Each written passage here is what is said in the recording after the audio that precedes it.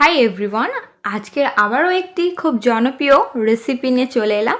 ডিম মামার ভাইরাল ডিমের রেসিপি। প্রথমেই আমি 3টি ডিম নিয়ে নিয়েছি সিদ্ধ করে। এবারে আমি খোসাগুলো ছাড়িয়ে নিচ্ছি একটা চামচের মাধ্যমে। আমরা তো হাত দিয়েও ছাড়াই, এভাবে একবার আপনারা ট্রাই করবেন, দেখবেন খুব ইজিভাবে খোসাগুলো উঠে আসবে। ডিম 3টি সাইডে রেখে দিয়ে একটা শসা নিয়ে নিয়েছি।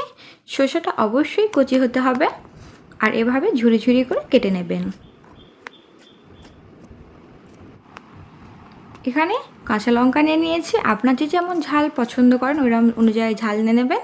আর তার সঙ্গে নিয়ে নিয়েছি ধনিয়া পাতা। একটা বোলের মধ্যে নিয়ে নিচ্ছি সব উপকরণ। এবারে আমি স্বাদ অনুযায়ী লবণ দিয়ে দেবো, চাট মশলা দিয়ে দেবো হাফ চা চামচ, ভাজা জিরে মরিচের গুঁড়ো দিয়ে দেবো হাফ চা চামচ, এবং টমেটোর সস দিয়ে দিয়েছি 2 চা চামচের মতন। এখানে গন্ধরাজ লেবু নিয়ে নিয়েছি 1 চা চামচের মতো, লেবুর রস দিয়ে দেবো। এবারে ভালোভাবে মিক্সড করে নিতে হবে। মিশ্রণটা রেডি হয়ে গেছে। এবার আমি আলতো হাতে ডিমগুলো চাকুর সাহায্যে চিড়ে নিচ্ছি, পুরোপুরি চিড়বেন না।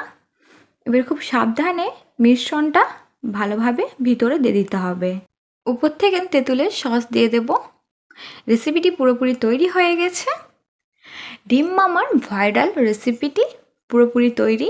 যারা ডিম লাভার তারা এটা খুব পছন্দ করবে।